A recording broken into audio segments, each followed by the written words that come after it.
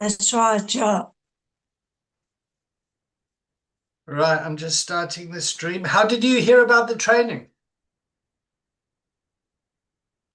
Actually, I've done the training before during COVID. So now I'm trying to become a coach. So, yeah, I'm again. Okay, and then there's Joni. Hello, Joni. Hi. Okay. So we've got some new people joining us today. May I ask a question? You may ask a question. Is this part of a course or are you starting a new course? It's all part of the course. Part So, of the MAUNi for international accreditation or yes. different course? Oh, really? Oh, that's great news. Thank you. Okay, so the way it works is the training path goes from sober companion, peer recovery specialist, recovery coach, systemic wellness practitioner, and then we go on to master coach, and it's all done in hours. Yeah. So there's the the classroom hours, and then there's the theory, and then there's the practice. So it's theory, practice, and process. And a lot of these classes are processing what's happening for us as individuals. Nice. Thank you. Cool. All right. So, Ross, you seem to be like the old timer here.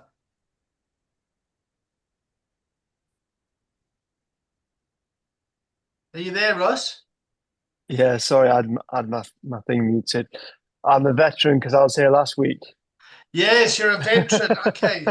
So, because of that, you get to read the post recording statement. Okay, yeah. So, hang on a second. Or the pre-recording statement. There we go. Okay, go for it. Pre-recording consent. Before we begin recording, I want to make sure everyone is aware and comfortable. This session is being streamed and recorded as part of UACT LERO's mission to build recovery capital and challenge stigma. Your personal safety and comfort comes first. If at any time you would like your contribution or the recording deleted, please say so, and it will be removed without question. Please remember, take personal responsibility for what you share. This is an adult learning environment, not therapy, mutual aid, or faith-based organization. If you're happy to proceed, please give a verbal yes, or use the chat to confirm you consent to the recording. That's a yes from me. Yeah. Yes, from me. All right, good. Anthony, welcome, mate. Hi, how are you doing? I'm good. How are you doing? Yeah, I'm all right. I can only stay for the first hour. I've got a session with Leanne. Oh, look at you. Good for you. Good for you. Oh God, And there's Olivia. where's All it right. gone? Oh, my beard. Yeah. I trimmed it off. It was irritating me. Wowza. Yeah, looking good. Thanks. Okay. There's James. Morning. Good. Welcome, James. And Hello. Craig's joining us. Hi, everybody. Okay, there's Craig. All right. Okay, so Anthony, build the container, mate. Kick off. It's straight in the deep end. Go for it. Thanks, David. Yeah, so we'll start by just checking in on where we're at and creating the safe space for the session today. I will check in feeling grounded, feeling a bit anxious, but glad to be here. And I will tag James. Cheers, Anthony. Morning, all. I will check in as being I don't know. Unsure of where I am and what I'm doing. There we go. And then we will pass over to, who else do we have here? Craig. Thanks, James. Yeah, I'm checking in grounded, and a little bit stressed. And I'll tag Olivia. Good choice. Morning, everyone. Yeah, I'm feeling good. Half term is over. You can swear today. I woke up at about 5 o'clock and I got a message from David at 4 o'clock in the morning. I'm like, what is going on? So here I am. Yeah, all good with me. I'll tag in Ross. Thank you. Yeah, all good here. Really busy. Got a project going on in the garden, building a summer house, so I'm excited about that. Get that finished. And yeah, just busy with life, enjoying life. Really content and grounded right now. I will tag in David. I can't see anybody else. Sorry. Yep. Cool. Yeah. So I'm checking in. It's nice to see some new faces here on the Tuesday morning, and nice to see the people that I saw last week in person. That would be Olivia, Anthony, and James. I found the training to be quite invigorating, and yeah. So I will tag Shire. Did I say it right? Okay, so it's Kaya, but it's okay. Kaya. It's pretty close. Kaya or Kaya, yeah, whichever you want to, whichever's easier. Okay, so I'm going to check in feeling really happy, really grounded, excited to be here and curious. Are you on a phone, Chaya? Yes, I am. Is Can it you- easier on a computer? Can you turn it horizontally? Yeah, I can. Is that better? There we go. Now we can see you. That's just. Oh, okay. Is All right, that I'll try shit to set for up you? that. Does that not work for you?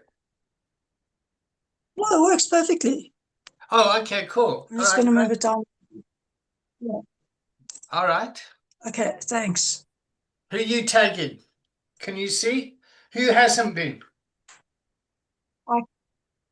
I haven't been. Go on then, check in. Okay, so I'm excited and I'm relieved. I need a lot of practice. I also need to hear this terminology a lot. So thank you for inviting me. Thanks. And what's your name? Journey. Good. Okay, great. All right, and there's Paresh from Battersea. Hi, how are you? Can you hear me okay? All good? Loud and clear, mate. Welcome. Excellent. Sorry I'm late. Don't worry about it. It's good. Thank you. How are you checking in, Paresh? How am I checking in? Yeah. Not sure. Sorry. So checking in is just how you feeling. So you said you were sorry you were late. Yep. So the first thing is don't be sorry. Thank you for coming and arriving. Yep. And you were at the dentist this morning, yes? No, my wife's the dentist, Your but I wife's was a at the dentist. school. That's right. Sorry. I knew you had a bit of a work dropping the kids off at school or something. No, I had a meeting at the school, but no, all as well. I'm good. I'm working from home today. Yeah, just happy to be here and grateful for a lot these days. So yeah, all good. Great, wonderful. Okay. Yeah. And Marcus, welcome. Hey everyone. I'm not sure how this came about. I just got a random email and I was like, okay, I'll jump on. So Oh, wonderful. I'm just hoping it's not 12-step based. And other than that, I'm feeling optimistic for the day. And yeah, looking forward to hearing what this is all about. Okay, great. All right, is that everyone checked in? Okay, so let's start with Marcus, and where he says, I hope this isn't 12-step based. Yes, this is not 12-step based. Yeah. However, a lot of people come into recovery coaching from a 12-step background. Yep, and often it's about understanding that the role of the recovery coach is very different from the role of a sponsor. And some people need some unlearning around that. Yeah. So the idea of this is so who I'm just going to assume this is the first time for everyone. I know some of you have been here before, but basically there's a training that goes over 20 weeks. Yep. And we cover 5 modules over those 20 weeks. And the first module is a coaching conversation.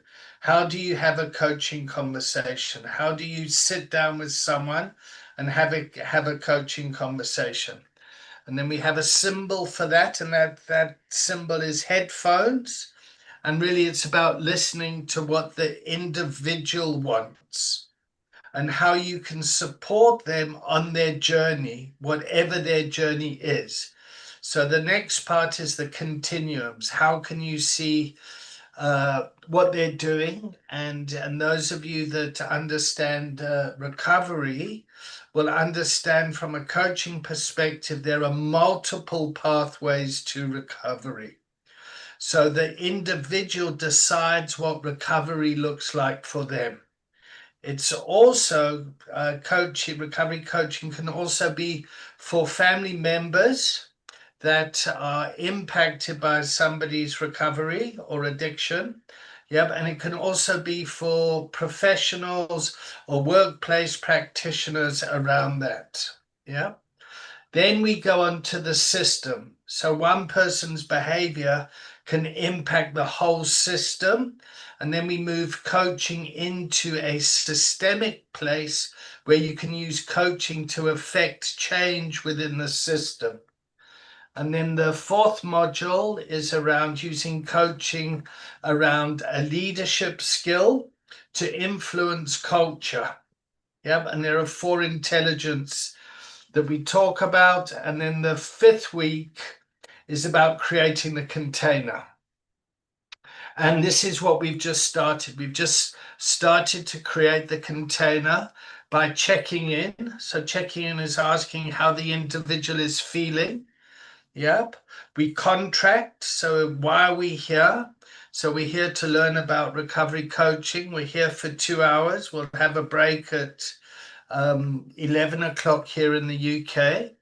And we then have a container, and then we'll find out what today's agenda is. So what's the topic? What are we going to be talking about today?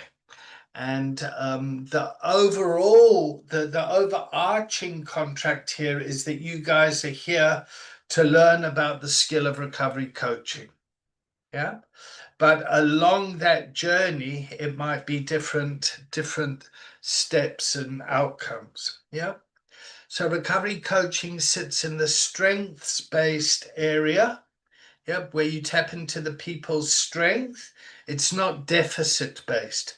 So it's not about wound worshipping. It's not about diagnosis. It's not about psychiatric pathology. It sits in the place of wellness and positive psychology. And basically, I'm here to help you sort your shit out. Do you want to sort your shit out? Let's go. How's that for a summary? Yeah. Great summary. Loved Yep. it. Does anyone want to leave the container? So while you're here, yeah. So Marcus, let's jump straight in with you, if that's all right, because I love your question around as long as it's not 12-step, I think was your statement. Yes. Yeah. Okay. Can we explore that a bit? Yeah. Yeah. Okay. So I asked a yes no question. Yep.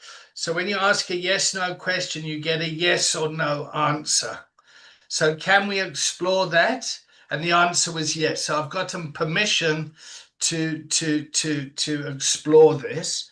So Marcus, what's your experience with 12 step? So I always say this.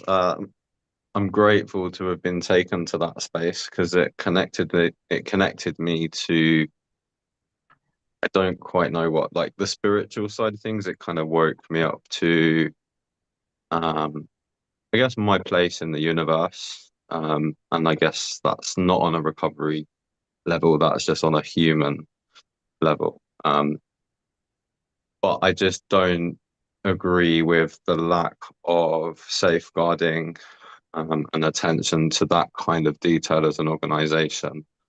And just the way that I've been treated and I see other people be treated is if they don't work the program, then there's something broken within them. And I don't feel that that's empowering. I come from what I started to look into coaching. So I am a life coach. I've had therapy and I've experienced recovery on other paths, and it was never as brutal as that particular way, as the 12-step way. So one of the most profound things that someone said to me, I went to a networking event in the recovery space, and somebody who I kind of drew quite close to very quickly just through what he was saying, I struck up a conversation. I literally said 5 words. I said, hey, I introduced myself, and he says, you're in one of those bloody 12-step programs, aren't you? And I was really offended. At that point, it was my life. And I was really offended, but I'm grateful that he offended me because it made me think outside the box. And from that, I found that there were other ways to recover us. So, yeah, I just don't like how it does more harm than good, in my opinion and in my experience. And I just don't agree with. That's my stance. That's kind of why I came in. Fantastic. Great. Wonderful. All right. So let's see where this conversation goes. Do we have any staunch 12-steppers here? Craig. Yeah, no, so I'm a staunch 12-stepper, Marcus. And the 12 steps, I think the most beautiful part for me is I'm spiritual too. I'm also an aspiring life coach, and I don't believe there's any finite way for a person in addiction to get better. There's many different ways. So I think it's the basis of my thing, but I've added a lot of other stuff on. I've added mind shifting. I've added all these other bows or arrows to my quiver. And yeah, so 12 steps is my base, and I think it works for some people. It doesn't work for other people. So you're right. It's very rigid. So I do 12 steps, but I don't push it on anyone. So I'm sort of not against it like you, but I understand from my perspective, I think there's far more to some people. I've dealt with a woman, I've spoken to her twice a week. I'm talking when I was when I was actually sponsoring, not supposed to sponsor women, and she stayed clean for 23 months. So there's many different ways to get better. So I think one thing that I take out of the 12 steps is to be open-minded, not to say that doesn't work or that doesn't work, and also to respect your opinion. We're each entitled to our own opinion, but 12 steps is my base, but it's not everything. I've grown so much more other than the 12 steps. And I think that's a beautiful thing I think about this program. Dave, I wanted to ask one question. Maybe I'm going a bit off topic. Recovery coaching, is that only for addicts, or is it for trauma, for relationships? Maybe you can just expand on that. And sorry to do that while we're talking here.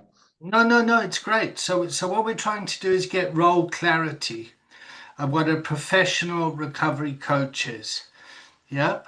And what a professional recovery coach isn't. So what is the scope of practice of a professional recovery coach.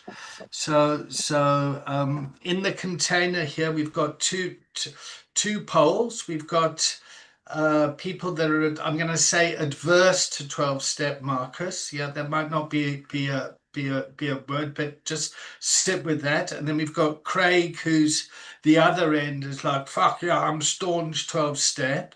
From a recovery coaching perspective, a professional recovery coaching perspective, we need to keep that to ourselves.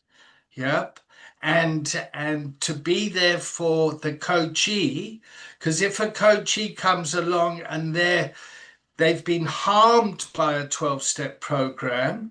If Marcus was meeting Craig for coaching and Craig started going, yeah, Butch, you got to go to 12-step, you got to do this, he's unconsciously going to be traumatizing Marcus. And Marcus might be saying, oh, fuck, not another fucking 12-stepper. Yeah. And just the other way around, if Craig came to Marcus and Craig said, oh, fuck, I've relapsed and I need to get back into recovery. I need to go to meetings. I need someone to help me get back. Marcus might need to hold on to his fact that, like, geez, why do you want to go back to that place? There's no safeguarding. It's full of psychopaths and 13 steppers, and it's really unsafe, and you don't want to go. Yeah, it's up to Marcus to manage that part. Yep. The second part of it is a sponsor is the role that people have in 12-step fellowships. And sponsors get paid spiritually by taking someone through the steps. Yeah. So it's an act of service. So the sponsor is here and the sponsee is here, and the sponsor tells the sponsee how they work the steps. Yeah, that's how it should be. So it gets passed down. The coaching relationship is different. The coaching relationship is the coach is here and the coach is in the place to support the person, the coachee. The coachee has the power in the relationship. So can you see the difference? So people go see a doctor, they go see a psychiatrist, they go see a therapist, they go see a sponsor, whatever. In the coaching relationship, it's like, I don't know. What are you going to do? How can I help you get there? Does that make sense? So that's the first thing. So what we're doing here and the way that we learn is by me coaching the container. Yep, you guys on what recovery coaching is. Yeah. So now we're just getting some role clarity.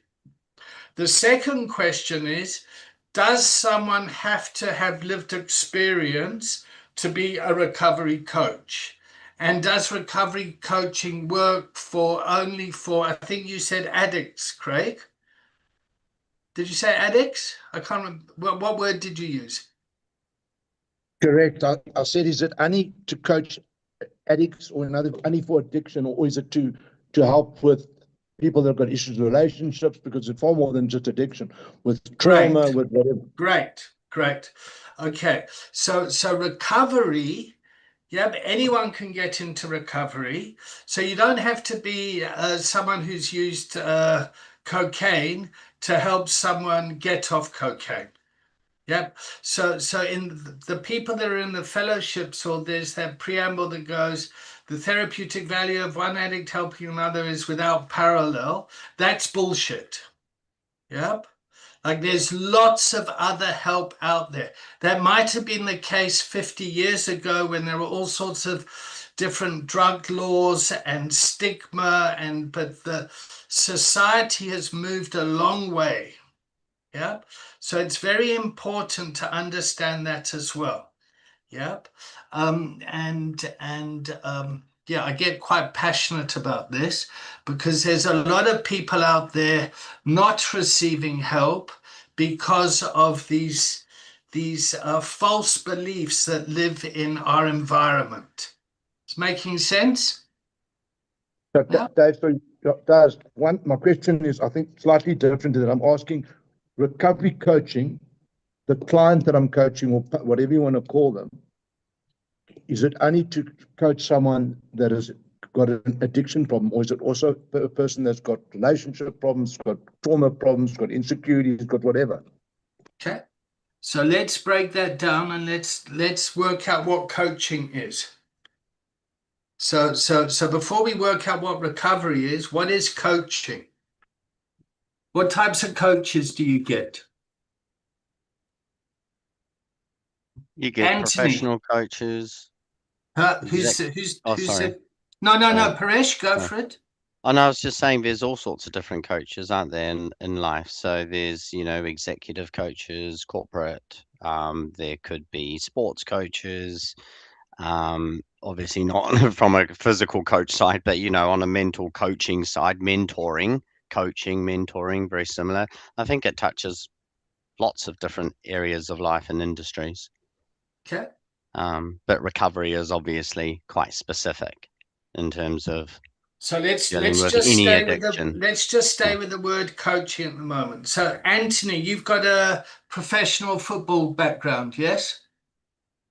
Once upon a time, yes. Yep. And so you would have had a football coach. Yeah. Yep. I'm What? I am a qualified football coach. Oh, great. Okay, tell us about that. Well, part of being in a football academy, they tell you at the beginning, there's 40, nearly 50 players in the first day in the academy. They point at two players and they said, realistically, that's who's going to get a professional contract, and so they support you with studies and you do your coaching badges so that you have something to fall back on. So I coached for the I think 18 months.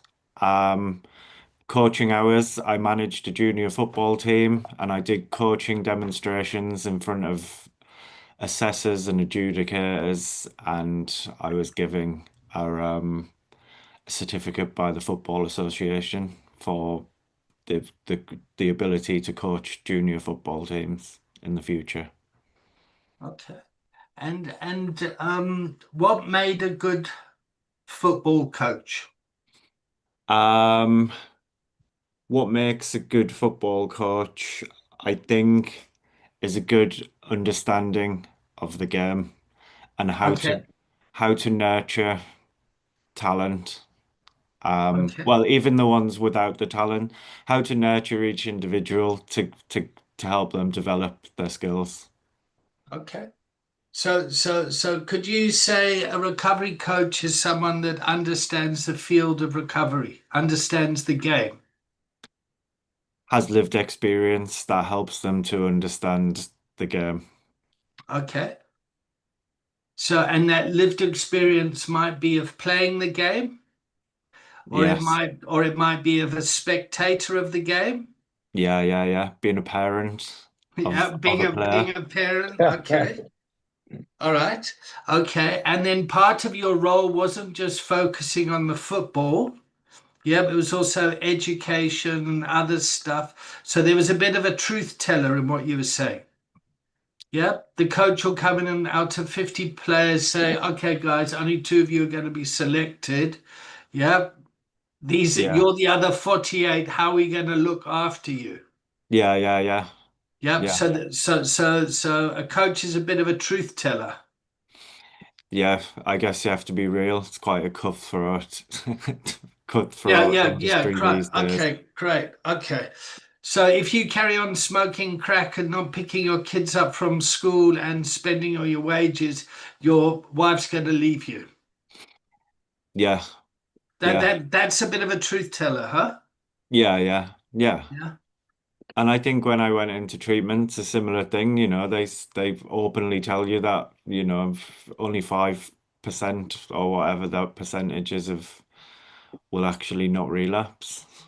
Okay, so that's a lot of bullshit too. So Yeah, I just really want to challenge that belief. That's a fault on the treatment side. Recovery is a process, mm, yeah, and people are at different stages, and the actual real data is most people do find recovery along the journey. Yeah. yeah, and it also depends how people call it a failure. So if people call having relapse a failure, or there's a return of symptoms or something, yep, Yeah. people in the 12-step space will see that as a failure, and you've got to start clean time counting and all that bullshit again. It's if you just think about it for a second, it's like you go to school and you learn grade 5 mathematics, and then you stay in school and you learn you get up to grade 10 mathematics. Yep. And then you fail. Going back to the grade 5 class to learn maths again is just stupid. Yeah. Like, you know that maths already. You Yeah. need to Yeah. go back and maybe start at grade 10 again. So Yeah. so there's a whole lot of misconceptions out in the world that need to be challenged. And what we want to do is to find out what the coachee believes and what their belief is around that. Hmm. Yeah. Dave? Treven, hang on a second, Craig. I just want to welcome Treven into the container. So welcome, Treven. Thank you Hey, David. for coming. It's really great to see you. How are you checking in? I am checking in a bit all over the place. I had another meeting before this and it kind of ran over time. Okay. So thank you for coming and making the effort to get here. It's great to have you here. One of the things that I just want to kind of put out there is when people come to the container, yep, a real Western type thinking is like you need to arrive on time, and this is what is, and this is how. What we're doing in this space is we need to be comfortable with when people arrive, they arrive, because a culture of addiction is very chaotic, and we've no idea what that person has needed to go through to get to you. However, you as a professional, you need to be there on time. You need to be at the agreed. So I need to be here at 10 o'clock online on a Tuesday morning. Yeah, Treven can kind of come in when he does. Yeah. So Treven, we got quite a few new people here in the container today. So we're I just, see that. it's great, huh? Yeah, big group. Yeah. So we're just working out what coaching is and what recovery coaching is and what it isn't. We've touched on what 12-step is and the different roles that sponsors have with their sponsees. We've spoken about therapists, and we've spoken a bit about psychiatrists and doctors. And then Craig then also had a question about people with trauma. Yeah. So what do coaches do with trauma?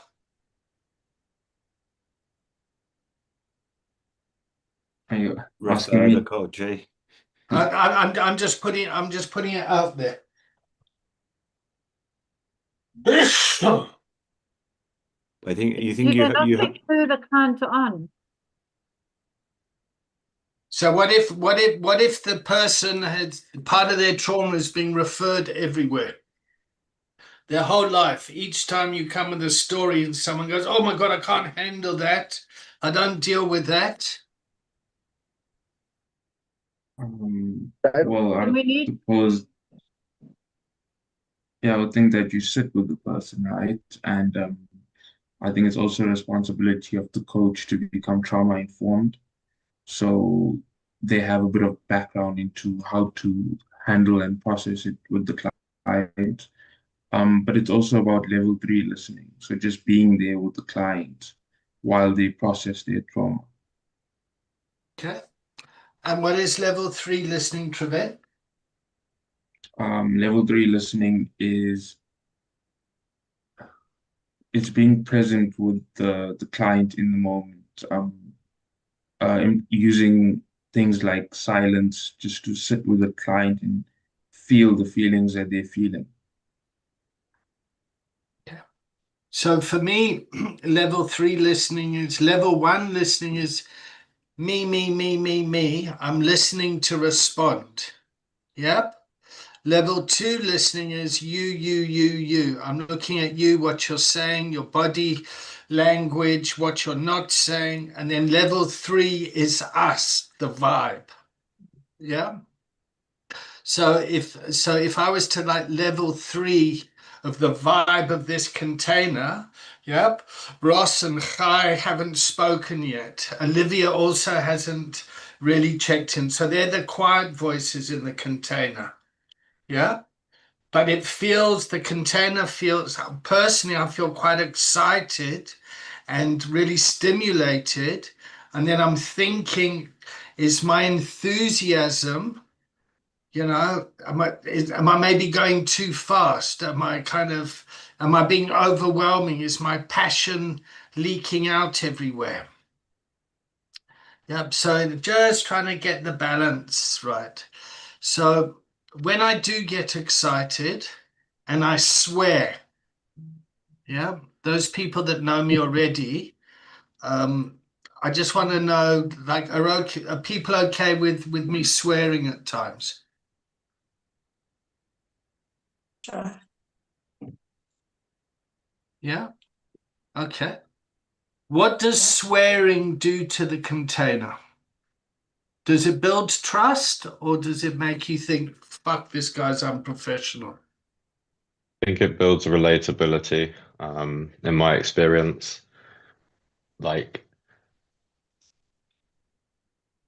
it takes it away from being hardly professional in the sense that you miss the human point in the whole interaction. And I think just allowing a bit of yourself to come through, your true, authentic self, and how you're actually feeling. And that's the way that you communicate, and you're communicating authentically. You're not trying to please me or change the way that you are expressing yourself. And I think that's authentic. So I always appreciate when someone swears, because I know that they're being a real person in that moment. Yeah. So one of the skills of a coach is being their authentic self, bringing yourself to the relationship. Would you agree with that, Marcus? To a certain extent, yes. I think To a point. You can go too far. Yep. I could go too far and start to tell you why I don't like 12-step. That's not relevant to the conversation, and that's not going to get us further down the line. But yeah. Oh, I'd love to explore that with you. Yeah. Yeah. And I think there's a part of me that's kind of colluding with you there. I'm kind of going with Marcus and going, oh yeah, fucking hell, let's go slag off the 12-steppers. Fuck it. Yeah. I've got that part going on. Yeah. Okay. You do know I can come to England, Dave and Marcus? Yeah. And you do know, maybe we should talk about the coaching of the England rugby team, because I think I need to coach them mentally and emotionally.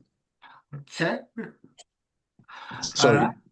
No, that's all good too. Just going there, I think when Marcus spoke about authenticity, this is my personal experience. I saw many psychologists and think, but the reason I never opened up about my real issues was I didn't feel comfortable. And I think that level of authenticity enables the actual client to say, well, okay, I can open up because David's real, or Marcus is real, or Olivia is real.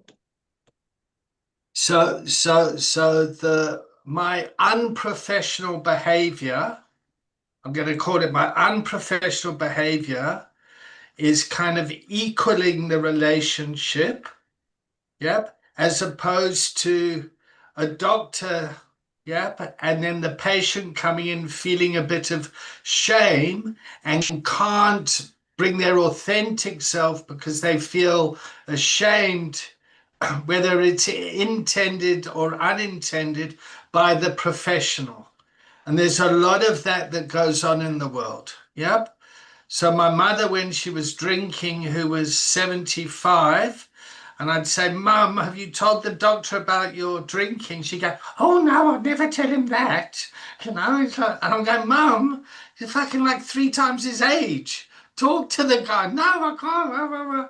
So my mum would lie to the doctor, which then results in the therapeutic relationship not being as best for the patient. And I promise you, doctors get frustrated with this too. Yeah. So sometimes a coach can help build rapport to improve the therapeutic relationship with a doctor patient or a psychologist, a social worker, whatever. Yep. And we'll get more into that when we get to the system. Okay. But at the moment, we're just trying to make people feel welcome. They've come to the container. We've checked in. We're starting to learn stuff, I hope. Yeah. Can I please ask a question? Can you please ask a question? Yeah. Who would you like to get permission from? Whoever I need to get. But my question is this. We were doing trauma. You said, what happens if somebody's got trauma in the container? And then Craig said, I think it was Craig said, no, it was Marcus, I think, said we need to be trauma informed and have less level 3 listening. And that's when we digressed and ended up where we are now. So I'd like to know, can we carry on with that, please? Because I thought that was quite relevant. Okay. So what is trauma?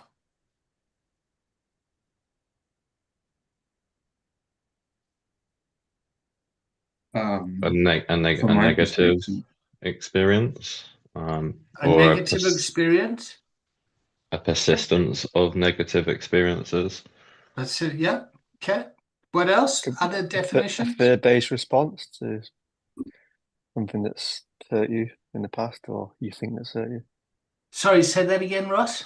Sorry, a fear-based response. A fear-based response. Okay. Yeah. It's distress caused from a experience or an event.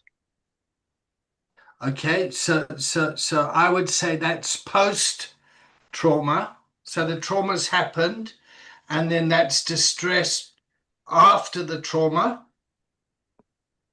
Yep. I think trauma is when the central nervous system becomes totally overwhelmed and kind of shuts down, in layman's language. Yep. Okay. So a good way of describing it is too much, too soon, too quick. Yep. So the body fucking freaks out. Yep. And becomes overwhelmed. Yep. And then you can't take any information in or respond in you're reacting to a situation. Yep. so from my perspective, trauma is an individual's perspective of an event, right? Or something that occurred. And if I can just explain it a little bit. So in the brain, we have schemas, right? And you can think of schemas as folders. And if you eat breakfast in the morning, it goes into one folder. And I don't know, is my internet connection breaking up? No, you're doing great. Okay, so Go, Trevin. in the brain, we have these schemas. Yeah. So in the brain, we have these schemas, which is folders. And so David eats breakfast in the morning, it goes into a certain folder. David goes to gym at a certain time, it goes into a certain folder. Your brain understands what to do with that specific event or experience because you have previous experiences that relate to it. So your brain can file it. When we experience events that are traumatic in nature, what happens is that all of a sudden there is no folder to file it into.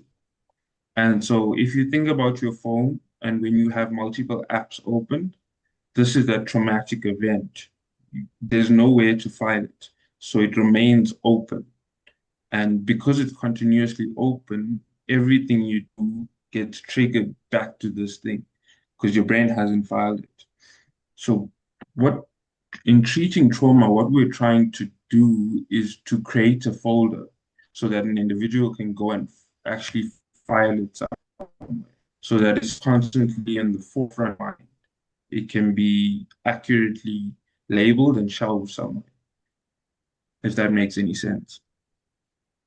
So Treven, I would say you're trauma informed and that you're skilled to treat trauma. And I know you're a psychologist and you've been trained to do this sort of stuff. To a Yes? degree. But yeah. Yeah. Yeah. But the point is, if somebody came to me with trauma, I would say something like, "Oh fuck, that sounds hectic. Let me go and speak to Treven. He's trained in that area." Does that make sense? So Treven, the way you explained it was beautiful. Yeah. Yeah. Thank you. Okay. So who found going to school traumatic? Oh, okay, cool. All right. Okay. So who found stopping taking drugs traumatic?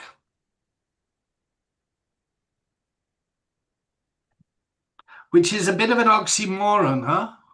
Because you kind of think that like stopping taking drugs would be all right. But actually it just actually enhances the problem. Yes, Ross. Yeah, it's kind of like a relationship that you kind of practice for so long, spend so much time perfecting the art of taking drugs or whatever it is you're up to. Um, and then you sort of mourn that death, so you're trying to Yeah. like manage like your mental health and your clarity and fuck, I've been hiding all that stuff. Now I've got to deal with that. And then you kind of like lost a little bit because all that time that has been taken up and doing whatever substance you want to do, or did, is now free time. You're like, oh, then you got to fill those gaps, and quite traumatic in a way. It's like a mourning a death of a loved one, sadly, But yeah, it is. Mm. So do you think sharing your story, your experience with someone who's kind of new in recovery would be helpful? In fact, let me rephrase that. What part of you sharing your lived experience around the trauma of recovery might be helpful for your coachee? Well, I think you know, I think it's to help people understand that, like, they're a very unique individual, and then they're okay to feel the way they're feeling and go about their recovery the way they want to go about it. Because you kind of feel a bit like the one and only in a way when you first get into recovery. You kind of don't know where to start, don't know how to explain yourself, and then you slowly sort of open up and get into that sort of recovery space and learn about yourself and grow and then pass on that knowledge. So I think that lived experience, sharing a little bit of your experiences to a degree, without creating like that sort of friendship level, if that makes sense. Without being, not trying not to be too cold, but like keep it kind of like professional at the same time, is massively important. Yeah, I think it is. Let people know this is possible. The end result is possible, and with hard work and persistence and patience, education and lifestyle changes that you'll get there. Hopefully. Yeah. So you're not trauma trained, but sharing a bit of your story might help someone relate to what they're going through. Yeah, yeah, Yeah. yeah. I think so. Yeah, without I think so too. pushing it, you know. It's not like, oh, this worked for me, so like, you know, this has got to work for you. Like it's, you know, it's kind of just letting people know that you have made specific changes in your life. You have put like the hours in, and you have kind of like changed your mindset, your friend circle, blah blah blah, to get where you are now. And that's, you know, it's possible. Okay. I think if I was, you know, if I was sort of acquainted with someone that was really highly, you know, had lots of trauma, and they brought that to the container every other week or whatever, it would be, you know, a case of just speaking to them and seeking the relevant help, because I can only Great, do so great, much, you know. It's great, not for great, me that, great. yeah. So if someone keeps coming and they're stuck in that thing, so each week it's the same story, yep, refer. Yeah. Good for you. Great intuition there, Ross. Yeah. Wonderful. David, Yeah. just something of it. Obviously, your story, would you relate snippets? Because obviously we spoke about trauma, but depression, a lot of people have suffered depression and addiction. A lot of people have suffered suicide attempts, you know, and those are traumatic events. But there's a difference. Maybe Leanne teaches differently, but projecting. I don't want to be projecting what I've been through to assist a person. Maybe you can share a bit on that. Well, I mean, you've just had, what's it, 6 quadruple bypass or something. I mean, that must have been pretty fucking traumatic. It was definitely, David, but it made me grow. You know, my gym was one of my forms of meditation, and when I lay in hospital all those times, I lost a bit of my identity because I was really in good shape, you know, and being a bit vain, which is one of my character defects. Is that I had to find other avenues. I had to reach out to God for higher power, and I had to meditate in the bed. I had no other form, so it made me find other ways to actually, in other words, find different ways to actually feel good about myself in those difficult moments. But it's just made me grow as a human being, you know, to actually have a hard self-reflection, you know, when I was laying in that bed. So I haven't been through heart surgery, but me kind of acknowledging how that must have been, was that helpful? 100%. Oh, okay. All right. You made me feel comfortable, you know. In other words, you showed a little bit of empathy and a little bit of compassion. Okay. And then I managed my own triggering when you said your vanity is part of your character defects. That reminded me of like 12-step language, and I wanted to jump in and say, no, don't talk like that to yourself. That's traumatic. Don't be so hard on yourself. Yeah, that's that was part of me that wants to kind of come in and yeah. So that was my agenda coming in. That was my level 1 coming in. So I needed to manage that. And now I've just kind of let it come out, but I'm putting it under the excuse of teaching. What's so funny, Johnny? That you're so honest. I love it. Honest. And Okay. So what do you like about honesty?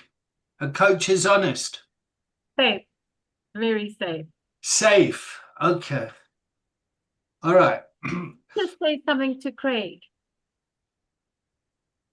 Who are you You're the guy asking? that had the, I don't know who I'm supposed to ask. It's called manners, I think. But Craig, I just want to say, I really loved what you just shared. I had major surgery 3 years ago, and nobody's quite encapsulated it the way you did. The identity, just everything you spoke about. It actually gave me something after 3 years. So thank you for that. Okay. So can you provide recovery coaching to someone that's just had surgery? Yes. Yeah, I would support that.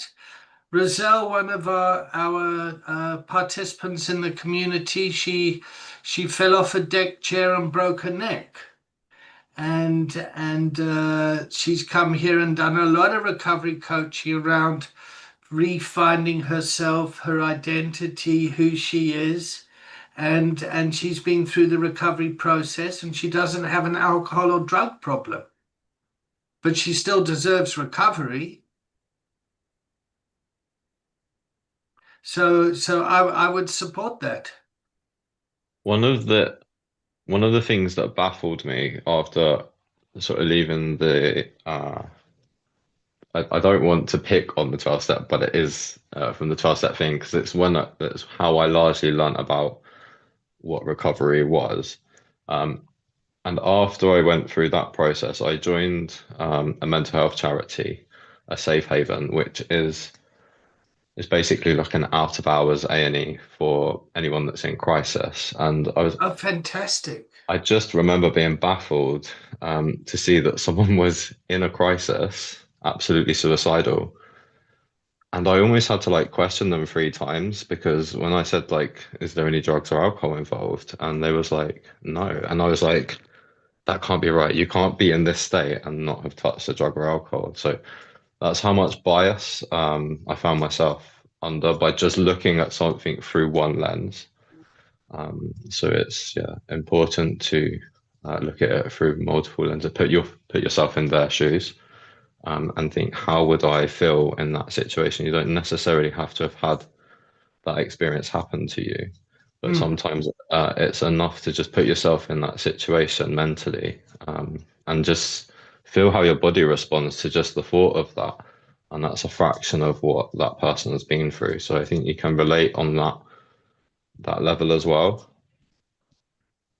I don't know if that makes any sense at all. But It makes a lot of sense, Marcus. How are we doing for time? Hi, how are you doing? I'm fine, 100%. I think you said we take a break at 11, so it's like 5 minutes, but I'm absolutely fine. What have you learned this morning? How have you found the container so far?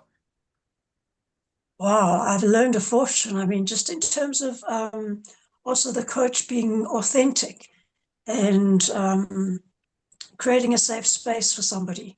Because, you go into somebody, it's like saying you go into a doctor's office or whatever.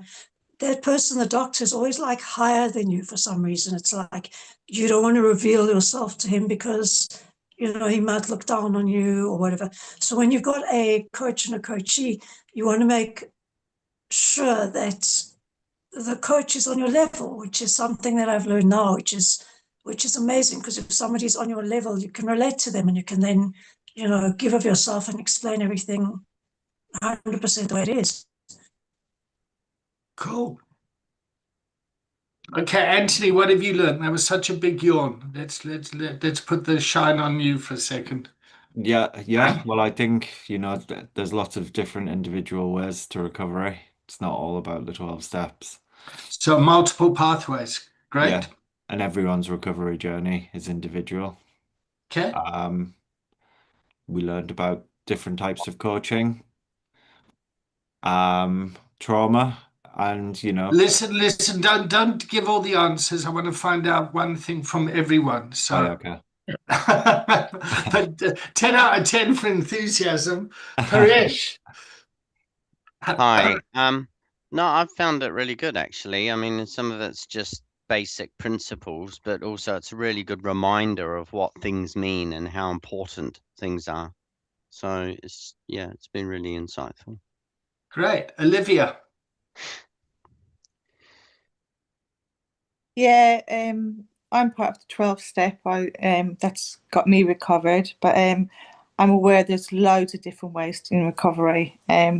One thing might happen be different for somebody else than other people. So I understand that aspect, especially with the younger people at the moment. They don't really want to go into 12 steps because they think it's a really old-fashioned thing. It's not their kind of thing, and to be kind of open. Well, they're right. Yeah. I mentioned it last week in the group that I had, and they were like, no, I was like, okay, that's fine. We'll move on. Let's do something else. But yeah, I think there's a big stigma coming in from younger generations now about Okay. 12 steps. Just to be more open-minded. Well, it was the same when I was young. Trevin? I think maybe from that previous statement, I'm learning that recovery is an evolving field, right? And so the way we look at 12 steps now, maybe one day we'll look back at this and be like, these guys may have had it wrong.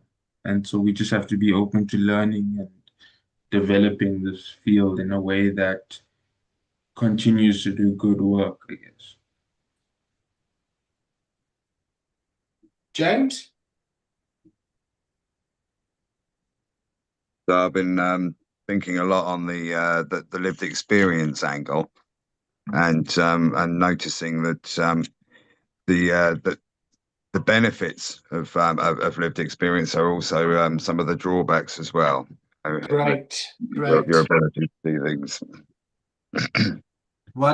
Wonderful learning. Ross?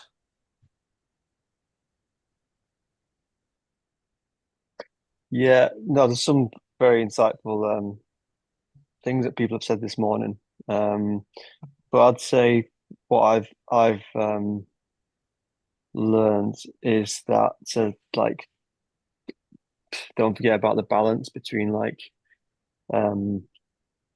what you've experienced and what other people are feeling and thinking, you know, and careful of what like, you share, and also like the yes and no, the yes and no question, like the answers that you get from somebody's question, it's almost like permission. It's like that answer is now a key to multiple different doors. You've got to kind of decipher what that key is for, you know, what level of door you're kind of entering there, and to be really like respectful and free in a sense of like the responsibility is with the client. You have responsibility as a professional, but the responsibility does lie, the recovery responsibility does lie with the client or the coachee. It's a new word for me, by the way, the coachee. Got it written down. Yeah. So yeah, that's what Good. I'd say. Wonderful. We'll go Joni, Craig, and then Marcus. So I think I already said what's so I found this very interesting when the person said using level 3 thinking, and I was thinking using level 2 thinking. I mean, not thinking, listening. And I'm interested that he brought, I mean, it's logical that he brought it in, but for me, it was quite profound that he brought it in. I think it's vital, it's important. So that really stuck out to me. Yeah. Great. Yeah. Craig? There's so much, but asking open-ended questions, not closed-ended questions, supporting the client. I really like that. I think that explains a lot, you know, not projecting what we want them to do. And then at level 3, listening us, I really like that, because I think that's something we all have to practice all the time. Even you wanted to say when I mentioned suicide, or what did I say? My identity. You wanted to come in, you know, that's level 1 again. So I think every one of us can practice at level 3 us. Cool. Marcus? So I really picked up on the analogy that Treven brought about trauma. Of trauma being open tabs, and the treatment or helping someone with that is helping them create a folder and get all that stuff in there. That's really put it into perspective. I have a broad understanding, but it's just made things, and I'll be able to explain it easier going forward with other people. So thank you for that. That was nice, huh? That was a nice cognitive explanation of when did you say, Treven? Schema. I think you used the word schema. Yeah, schemas, but it's just patterns of thinking. Is what we're Great. trying to get. Patterns of thinking. All right, it's 11:03 here in the UK. Sorry, I've run over a bit. So let's take a 7-minute break and come back at 10 past the hour. Is that all right for everyone? Somebody said they're only able to do the first hour. Is Me, that me, David, I'm heading off, so I'll see you on Thursday. I'm meeting with Leanne at past. okay? Great. Anthony, I love you. It was great seeing you last week. Yeah, you too, man. It was amazing. And I listened to your podcast. Oh yeah, how was it? Yeah, it was great. Your porno star name Yeah. and your dial-up modems. Yeah, Yeah, yeah. It Glad was, you enjoyed it. yeah, good stuff, mate. Good stuff. All right. I'll Yeah. see you all at 10 past. See you guys. Bye Bye, bye. mate.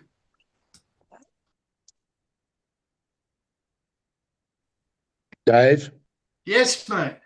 sorry, I have to leave. I've got another meeting, so I've only stayed on for an hour, but thank you very much. No problem, mate. See you next week, huh? 100%. Thank you. Have a good one. Take care. Okay, bye. Thanks, Dave. Thanks. See you Thursday. Yes, good, good. See you Thursday. Take care, Dave. Thank Okay, you. bye. Bye bye.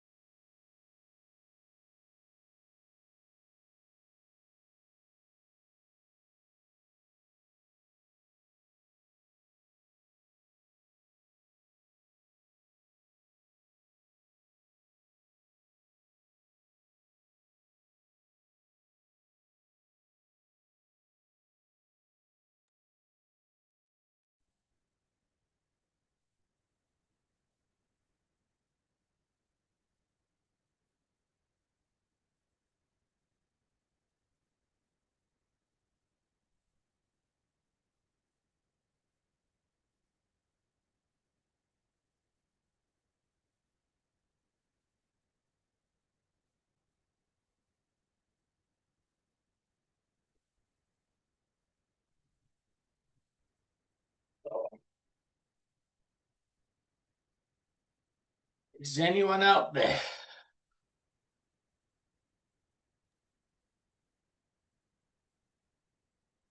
Ross. Hey, Marcus. So Marcus likes Oscar Wilde. Ross likes cooking. What was that, Marcus?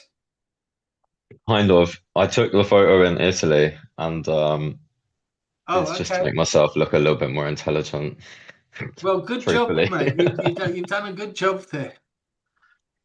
And Olivia, I take it you're not looking after your son. Has your son gone back to school?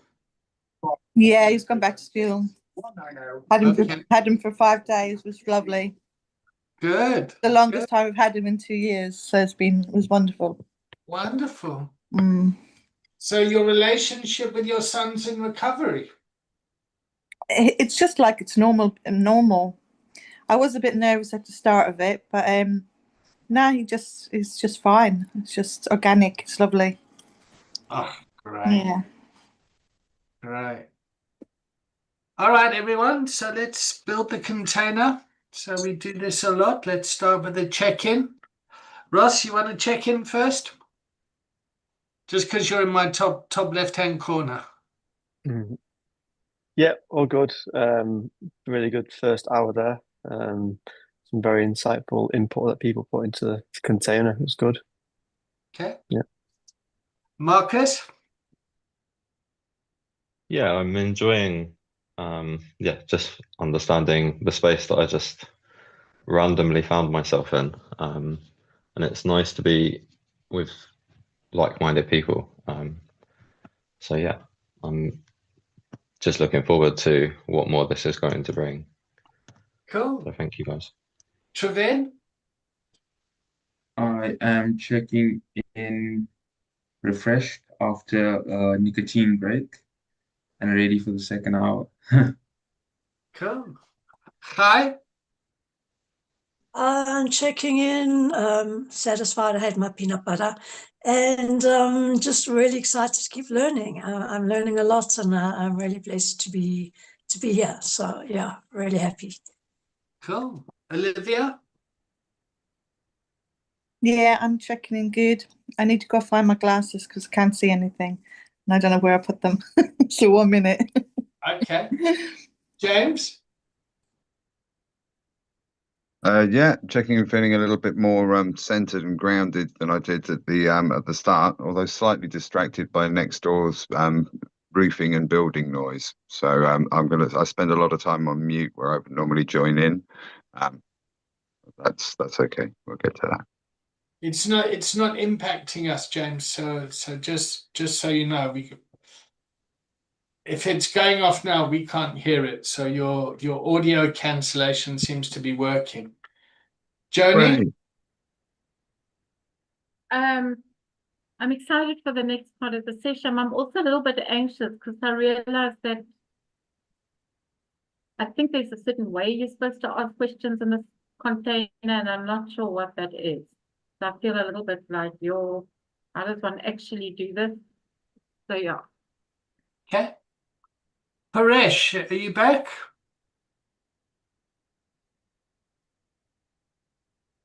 All right, we'll just Paresh will come in when he comes in. Okay, so we've built the container, we've checked in. Yep. Contracting, yep, so we'll go till say 10:02.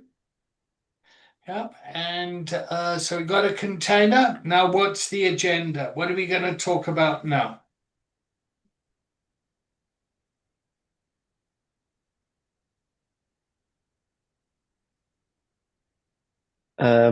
David, I was going to say that.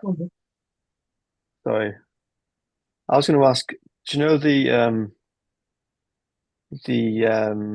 the literature, the online course stuff? Like, sort of, do we obviously we follow that from module 1 to module 4, but like where we are in terms of like each week, would you say like, right, guys, we're on like module 1 part 3 or whatever it may be, and then do we sort of like keep it in like sort of little blocks and sort of go from there? Is it? Sorry. Okay, So the learning style here is quite different to traditional learning. Yeah.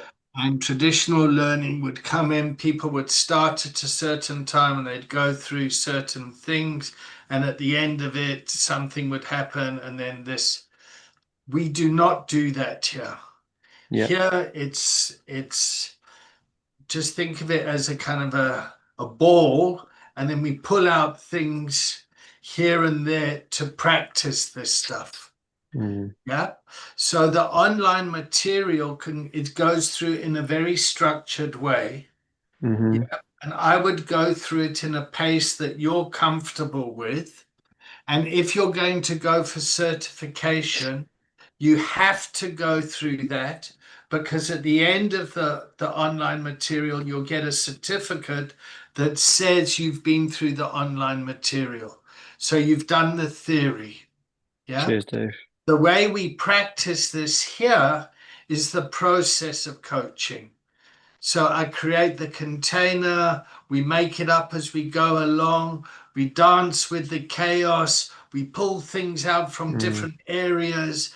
And the reason for that is to build the resilience to work in the chaos of a culture of addiction. Yeah. Sounds a bit like being a chef, to be honest.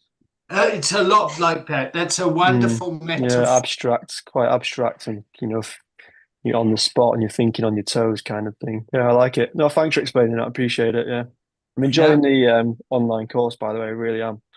Oh, good. Yeah, What are you yeah, enjoying massively, about it? really, yeah, enjoying it. Yeah, there's just some really insightful questions on there.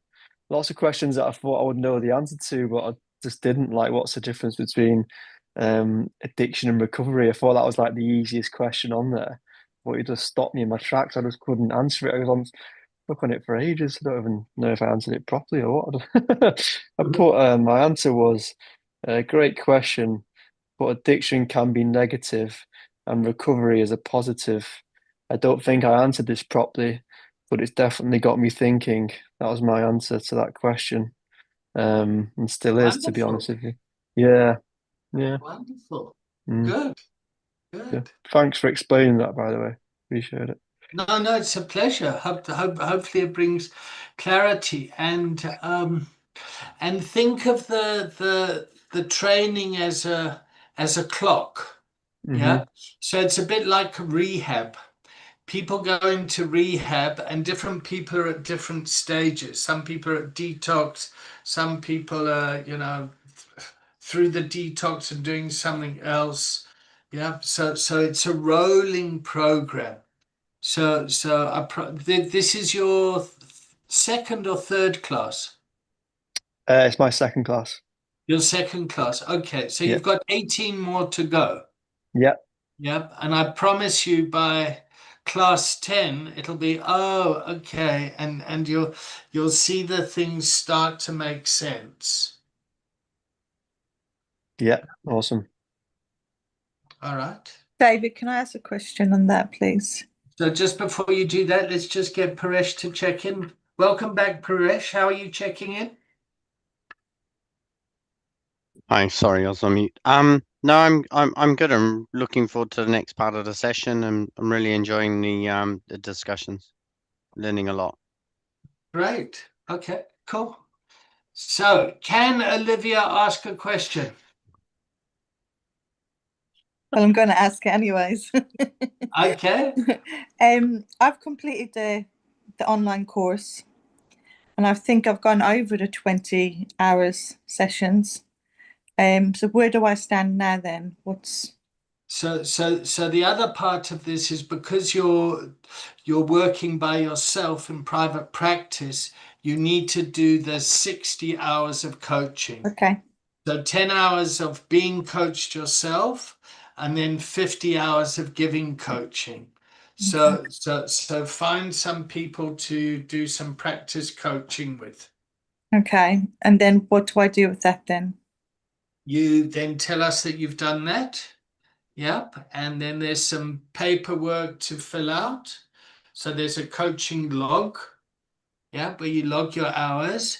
And then if you're going for certification, You pay your money, and then Leanne will do an assessment with you.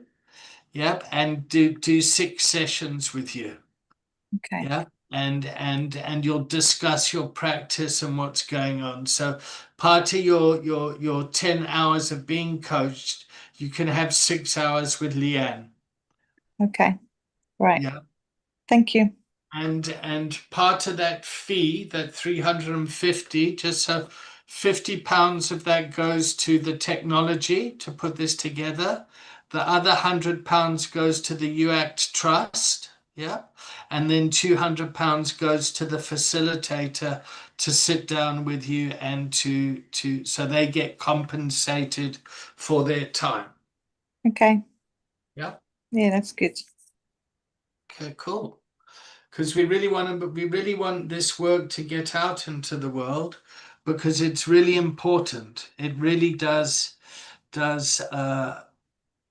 add to options for people. It improves treatment outcomes, and people with lived experience to be trained in a professional practice is really important as well. There's a lot of people that are very unwell in positions of care. In fact, it's a bit of a fuck up. Yeah. And just to talk about the history of how this happened, the 12-step program was very successful in the 30s, just after Prohibition. Yep. So Bill Wilson and Dr. Bob started the founders of AA, and that was based on the Oxford Group, which was a Christian faith-based organization, and that has roots back to Jung, who basically, I would say, would be the father of Western psychology here. Yeah. And with the success of that, until the Kennedy administration came along and then recognized addiction as a disease, yeah, it started to move from the world of faith-based organizations into the world of clinical organizations. Yeah. And then that then grew, and then the Ford administration. So after Nixon and the start of the war of drugs, and you know, the Betty Ford clinics, yeah, which was founded by President Ford's wife, who was an alcoholic. Yeah, they started the institutionalized of 12-step programs and the Minnesota model. And part of the aftercare component for that was to send people to 12-step based fellowships. So the clinical world would start to treat people, and then the aftercare was people going to AA. Now, the problem with that was lots of people would go into the world of the clinical world, and they'd be then forced to go to 12-step based meetings, and the success of 12-step based meetings started to deteriorate, because you had a whole lot of people that were there that didn't want to be there and had all sorts of different psychiatric conditions that weren't being treated. So the success of that deteriorated, but it was very good economically, because the aftercare program was, well, let's just send people off to these. Yeah. And then that kind of rolled out into the world. Yeah. And then the psychiatric profession started to take on addiction recovery, and to build on that, which I would say would be the late 90s.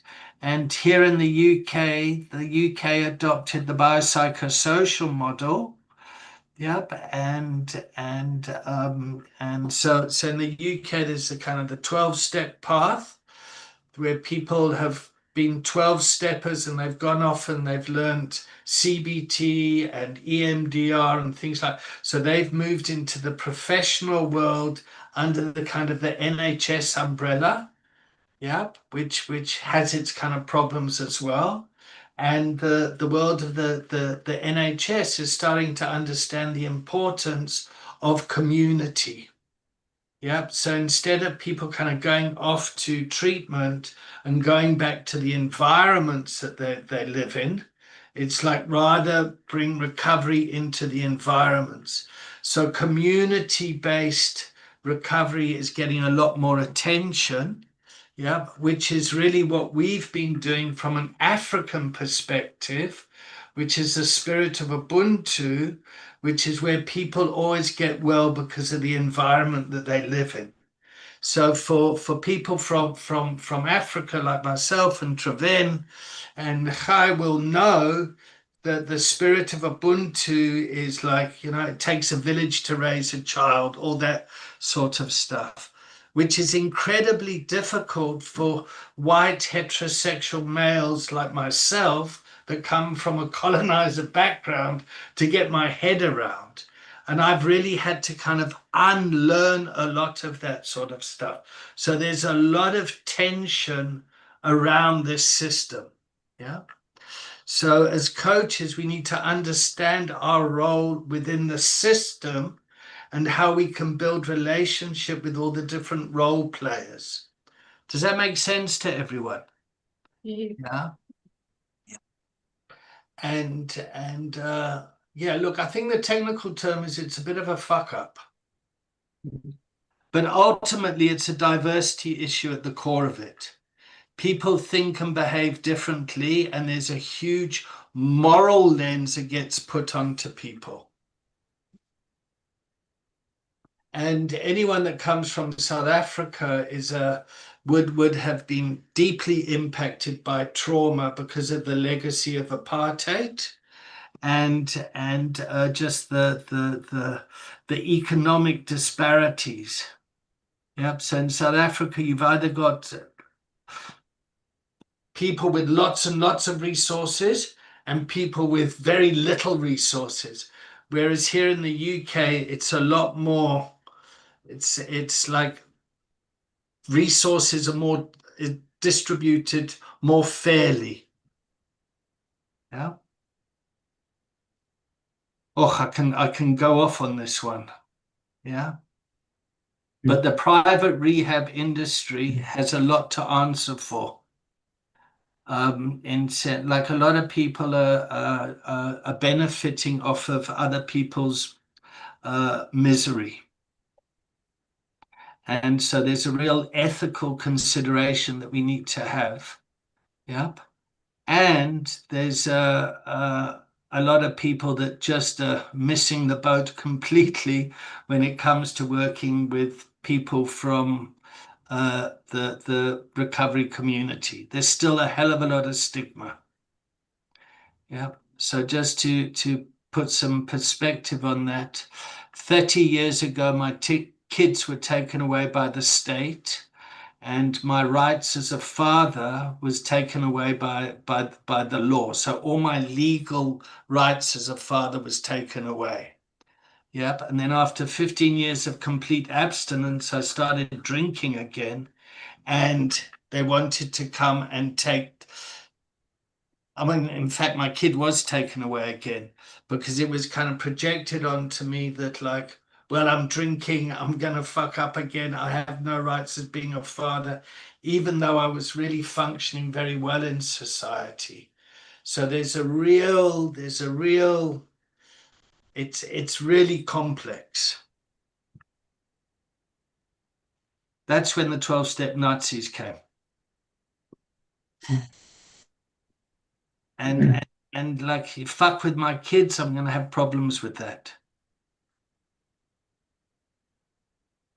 Oh, in fact, I get upset when I talk about that because it's painful. And I know you know what that's like, Olivia, because you've also, yeah. Yeah. Okay, so now I need a schema box to put my trauma in because that file is open to Vin, and my wound has kind of come up now. Yeah, and I'm choosing to bring it. Yeah, to teach, yeah, and to bring authenticity around how complex this is. Yeah. But I suppose the main question is, well, for me anyways, why is it so devastating for you to talk about? Why is it devastating to have the state come and take your kids away and your rights as a father? Oh, my computer's been lagging. I was still on the apartheid thing. Oh, yeah, no, okay. Well, I mean, the thing with the apartheid stuff, you know, I mean, the other side of it is, I guess I'm an old, white, straight, privileged male. Yeah. And I live in a society that's busy trying to deconstruct that. Yeah. And I have to own the projection that gets put on me around that. Yeah. So if I go into a township in South Africa, yeah, and I go in and I say, yeah, everyone, don't worry, I know what it's like. Yeah, let's talk about recovery. Let's do this sort of stuff. People are just going to think, hey, who's this whitey here? Yeah. So there's going to be a huge disconnect based on the judgments that people are going to have about me, about my race, my color, my sexuality. Yeah. And as coaches, we need to be aware of that. Yeah. There's also that other thing that particularly in Africa, where Africans want to see the white doctor. Yeah. Because like there's an internal oppression there that's like, okay, the white guy knows best. The people from Europe know best. Yeah. And that's also bullshit. But it is something that lives in the field. Fuck, we've gotten deep today. I didn't think we'd get this deep so quickly.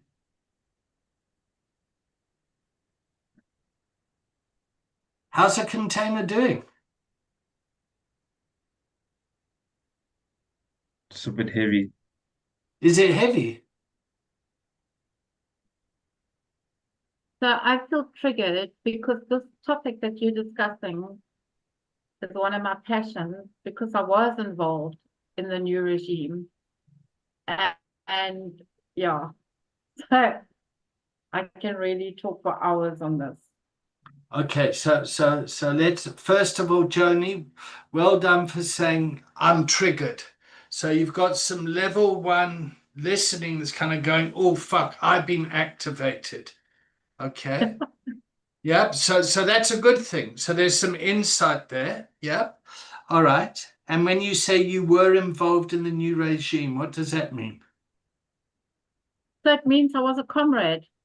I You were was an ANC comrade. I was put into jail.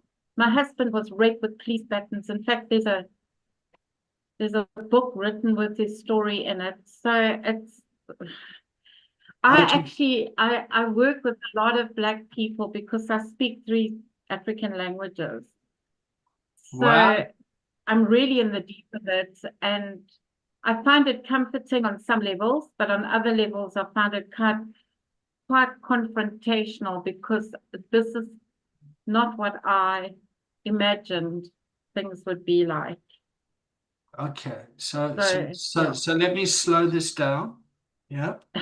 And yep. And yeah, first of all, I want to thank you for bringing your lived experience here on this level. Yep. It really takes it to another space. Yep. So there's a lot of people that deserve recovery from, yep. So like you deserve recovery here as a family member and someone that's been deeply impacted by the apartheid regime. Yeah, there's a lot of fucking, yep. And also my judgment was, yep, is that I was quite surprised. So my initial judgment was, Yep. Oh, okay. So who's this white lady from South Africa? Yeah, I made up a whole story. Yep. So I'd had no idea about the context. the context. Yes. Yeah. I was going to say the back end, and then I thought, oh my God, no, that sounds inappropriate. So like, yeah. Okay. Wow. All right. So what brings you here today? How did you find us?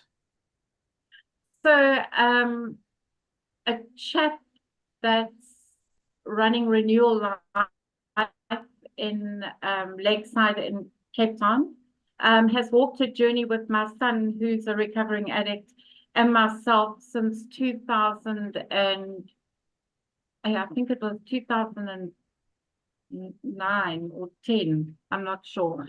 But anyway, so he knows my history, and he said to me, because I'm actually a primal therapist, and because of apartheid, they closed down primal therapy in South Africa because we allowed Black people, Indian people into our community to learn the technique. So we were all, like, some of us were put in jail and banned, and for allowing Black people into this therapeutic community. So I've been practicing primal therapy, but in order to be recognized in South Africa, I have to get a clinical psychology degree and then do 2 years primal. And I'm 66, I'm not prepared to do that. So that's because I've been doing it for 42 years anyway. This friend of mine said, Joni, I think you need to become a coach. And Good. he suggested this program to me, and I'm so thrilled and I'm so grateful. And I'm very old-fashioned. I've got a lot to learn in terms of the modernness of this field. Okay, so Joni, first of all, just a huge warm welcome. Yeah. Thank you. Yeah. And I want to welcome the mother that has struggled with a child that's struggled with addiction. Yeah. Thank you. Yeah. So that means a lot to me. yeah. Okay. Yeah, So I just want that to land. Yeah. Because yeah. So one thing when doing diversity work, and one of the good things about addiction, is when you bring family members together into a room, no matter what their kind of background is, the pain and the feelings that people have are very similar. So the humanity in recovery is exactly the same. Yeah. And there's something very healing in that. Okay. So you've brought some big stuff to the container today. You've brought like proper trauma. Yeah. What's been helpful? In terms of, that's quite a broad question. In terms of what? Well, fuck, whatever, however you answer it. Well, fuck, I don't know how to answer. Great. Okay, cool. I love it. So fuck, I don't know how to answer it. David, like, what the fuck are you talking about? You know what the Wonderful. most helpful thing for me with trauma was, and it wasn't a professional. So I was gang raped at 21, and I went to a mission station because I was adopted and given back to my I was given back to the welfare. But there was this super wonderful lady there that was an epileptic. And one day I was telling her how exposed I feel as somebody who's been raped, and how messed up I feel, and how compromised I feel. And I've been telling her, and we would call that today stuck in the container. I've been telling her that for a couple of weeks. And she looked at me one day and she said, you know, Joni, you know I'm an epileptic. Do you know how I feel and how undignified I feel every single time I'm lying on the floor and I'm peeing and I'm shitting my pants and I've got no dignity. She said to me, I feel like I'm continually being raped. Your rape happened for 4 hours. And I want to tell you, that was such a big wake-up call for me.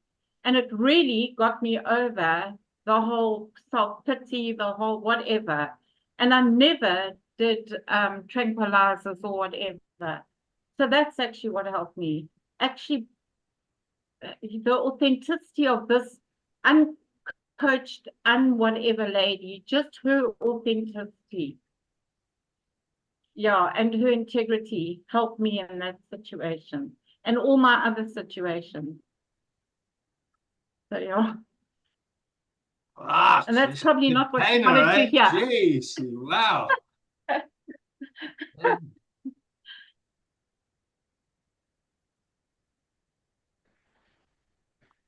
Okay. That's a big story, huh? Well, it's great having you here, Joni. Are you yeah, are you still all right for the recording? I've been on radio and like I'm known. Okay. You're like a celebrity. No, I'm seriously not. I'm too straight and too honest to be a celebrity. There are people, you know, when you talk about self-pity, when people have been raped and victimized and what have you, they don't want to hear that. Okay. So, but I know that's a component of recovery. So, yeah. All right. So we've really just expanded recovery coaching, huh? Sorry. No, don't apologize. So there are some principles or rules. Yep. So you build the container. Yep. So you check in contract, build the container, you find the agenda, and you have the faith that the skills are in the container to handle what comes out. Does that make sense? So this very big topic's emerged in this container today. Yeah. I mean, fucking gang raping and this and that and like, fuck. But it feels as if the container has held this space very well. Yeah. For me, and obviously I want this to be a success. But if I look around the container here, it's yeah, it's like, guys, this is a big league. This isn't a PowerPoint presentation that kind of goes, yeah, there's like, fuck it, we're in the deep end here. I think it's a good thing, personally. Yeah. I don't know. Marcus, what do you think? Where do you think health and safety is and risk assessment is at this moment in time? I think all of those corporate constrictions and red tape is why we're in this mess and why organizations like this and parallel systems like this are coming up around these organizations. So, you know, government institutions like the NHS and things. It's because you can't actually go to your doctor and talk about what you need to talk about in the manner you need to talk about it. And these are the conversations in their raw form that we need to have in order to understand the context of what is going on in the environments around us. And I think the fact that you're having this conversation so raw is building a different kind of relationship, one that the world is going to in a big way, the world is going to understand how to have big relationships, meaningful relationships with truth and authentic. And I just want to say thank you for sharing. I've had a similar experience in both terms, but more on the point that I had a situation where I was raped and I carried that trauma for many years. And I was living in a supported living house with an organization that was meant to protect me. And I found out the guy upstairs was a rapist and a convicted paedophile. And I'm 28 at this point, and I'm acting like I'm a 5-year-old, that I'm in danger of this paedophile. doing what he wants to do. And someone kindly said to me, and very abruptly said to me, and said, Marcus, you are not 5 years old. You are not at risk to this man anymore. And it started a whole new journey with that trauma. And I guess I started to be able to put it into a folder. So had no one said that to me, I'd still be sat here in my addiction, taking medication, not participating in the world. So I guess it was the right time, right place, right conversation. And that's where we have to use our intuition. You know, is this the right time, right place, right conversation? So, yeah. And there's a lot there in your voice, sir. There's Yeah. yeah, okay. And so I just want to check, are you all right with this recording? Or do you want me to delete it? No, I talk openly about my experience. I just Okay. we don't get many opportunities to talk about our experience in this way. And this is the way that I do want to talk about my Great. experience as someone that has experienced it. This is the type of conversation I want to have. I don't want to have this careful. We don't want to offend anyone or trigger Yeah, anyone. the referral is like, oh, Marcus, we don't deal with that here. You need to take that somewhere else. Yeah. Yep. Okay. All right. So, fuck, what a container, huh? Paresh, is this what you signed up for, mate? I'm not sure. Okay. Well, it's great. It's great having No, you.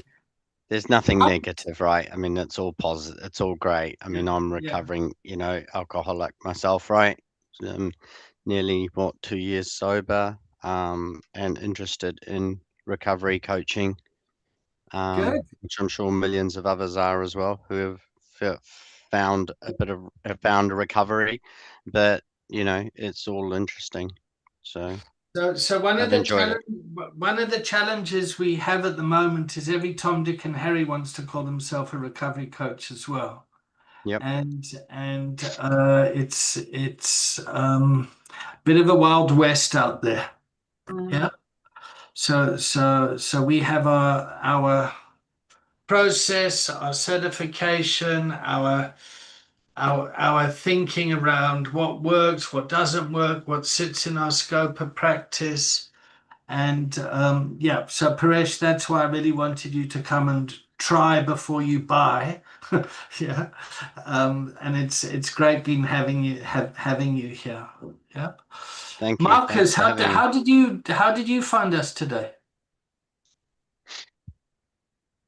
I don't know. It's a conversation I was going to have with you after I got an email. I mean, I've looked on school in the past. I don't know, maybe I clicked to join your community, but I just got a random email, and that was like last year at some point I did that. Okay. So I got a random email to say that I'd been added to the community, and then when I looked in, I saw that you were meeting, so I jumped on. Wow. Okay. The Right. universe thing, I think. I swear it's fucking cosmic, huh? All right, Chai, let's start with you. Let's start with the checkout. How did you find today, Chai? You good to check out? Yeah, I found it, wow, I mean, very deep, a little bit, well, and it got to me, it really got to me.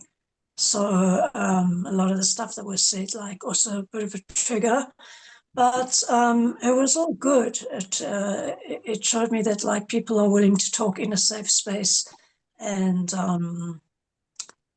it was good. It was good. It was educational. It was good.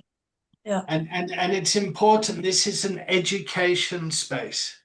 This isn't therapy. You guys are coming here to learn about coaching.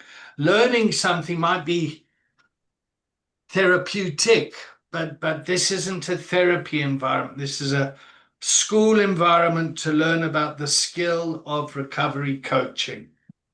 So thank you, Chai. Ross, how are you checking out?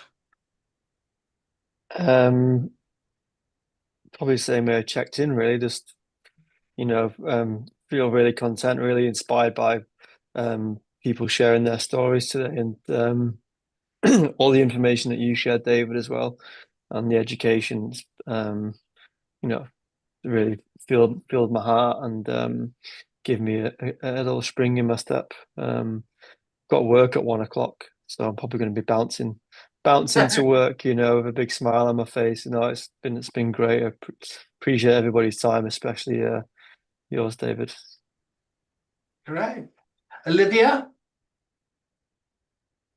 Yeah, I'm feeling grounded. Thanks for both of you for sharing your experiences. Yeah, it's a bit overwhelming, but thanks for sharing it. It's a big thing to kind of come out and just say it. Very proud of you. Yeah, I'm good. I'm gonna go take my dog for a walk, relax my brain, and I will tag in James. Great. Thanks, Olivia. Yeah, I'm always kind of inspired and awestruck with the level of honesty that these containers will generate. And what I kind of have been doing today is focusing very much on the kind of the flow and the order and the mechanics of the sessions, like how the conversation steers and who goes where. So I think I'll check out with contemplative. Great. And who should we pass on to? Who have we not heard from? Let's go to Joni. Yay. So thank you for the space, for being able to feel safe enough. But generally, I don't have a problem with safety because I'm safer myself.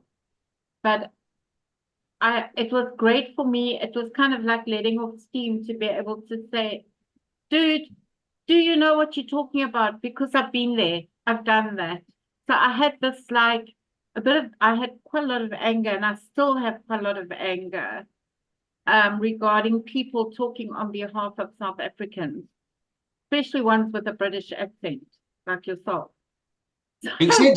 Kom pak praatje, check your name. Yeah. Good check. That's so bad. That is very bad. Okay, but anyway, so I'm just telling you that was where I was coming from when I was triggered. I was like, dude, do you actually know what you're talking about? So I was angry and I was triggered. And thank you so much for the space to be open and honest. It was good. Thank you. Cool. And one other thing, David, I really love the content that is being discussed here and giving us the space to be able to talk about it, because I really need that. So I'm excited about actually talking to other people about this coaching. Yeah. Cool. Thank you. Paresh? Looking forward to having a conversation with you at some stage about kind of process, the next steps, and how everything fits together, I think. But again, and I'm kind of repeating myself, but I really did enjoy the session. I didn't know what to expect, and thank you for those who shared, personal experiences. It's not easy, so yeah, I appreciate it. But it was interesting how the conversation or the container was very much, talking a lot about different topics, but also the little bits of advice and content around the actual recovery coaching. So yeah, it was really good. Thank you. Treven? Yeah, I'm checking out heavy but with compassion, and something that's on my mind that my brother always says, and it's the most dumb shit ever, but he says sometimes it's better to shit in the sink than to sink in the shit. And I look around and I see a bunch of people who chose to shit in the sink rather than to sink in the shit. Thank you, Trevin. That was fucking deep, bro. Marcus. Yeah, I'm checking out Inspired. I came to this space a little bit apprehensive. I saw the word recovery and I thought, here we fucking go. And it's nice to hear that there are bigger conversations happening and that can be attributed to the word recovery. And it kind of brings it back to, I guess, what it says on the tin. We're moving from one point to another, and it's not linear. So yeah, and just thank you for all the different perspectives that everyone's brought today. I've really enjoyed that. All right. And I'll be back. Cool. All right, everyone. So same link, same time next week. And there's also a class on Thursday morning at the same time as well. Yeah. Yeah, I check out English people think I'm South African and South African people think I'm English. So you can all fuck off. I get that with the I get that as well, Dave. Don't worry. Irish people think I'm English, and English people think I'm. It's just crazy. It's like I'm Irish. I get the same thing as well. Yeah. New Zealand. I go to New Zealand and people are like, "Where the hell are you from in England?" So yeah, crazy. but then You could people here actually call say me either South African, African or Australian. I can't work that out. Yeah, me too. Anyway. All right, everyone. Lots of love. See you all next week. Ross, enjoy that bounce in your step, mate. Bye, everyone. Thank you. Bye. Thank you. Bye. I have one quick question for you, David. Sure. I've just found myself here. What do I do formally in order to sort of be a part of the group and start this course? Money, like price wise, what? Send me an email, to David at davidcollinscoaching.com. I've got to jump on another call now. Did you come through the school app? Yeah, I seem to be a part of the space, the school space. So yeah, David Collins. Yeah, David Coaching. at davidcollinscoaching.com. Okay, and it's double L. Yeah, I'll stick it in the chat quickly. Okay, cool, brilliant. I'll drop you an email. And enjoy the rest of your day. There, have you got it? It should be in the chat. Thank you very much. Yeah, I'll drop you an email soon. Where are you based, Marcus? I'm in Red Hill, so just outside London. Oh, okay. I'm in Battersea. Okay. Oh, okay. Yeah, that's great. We'll catch up soon. Great stuff. Wonderful having you here.